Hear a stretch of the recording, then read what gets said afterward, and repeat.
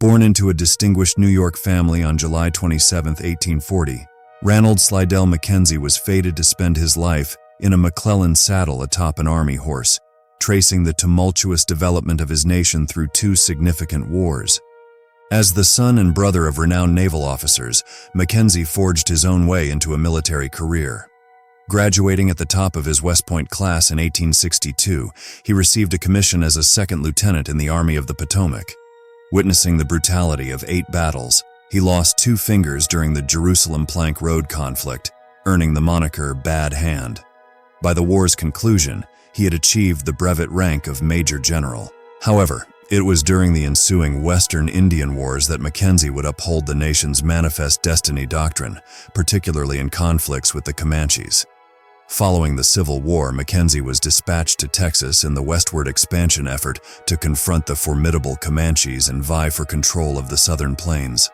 President Ulysses S. Grant hailed him as the most promising young man in the Army, and his troops affectionately dubbed him the Perpetual Punisher.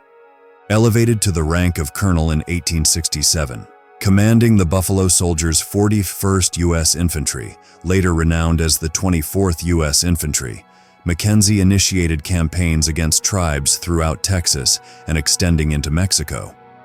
His primary objective was compelling the Indians to reside on their designated reservations with a specific focus on the Comanches.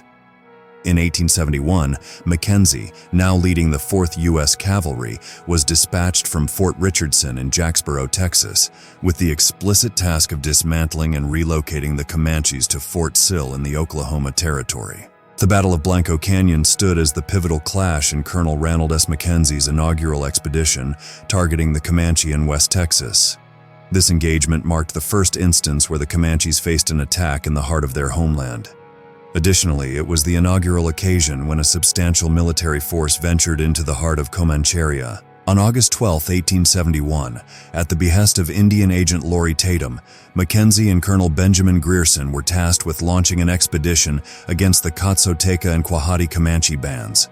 Both bands had refused to relocate to a reservation following the Warren Wagon train raid.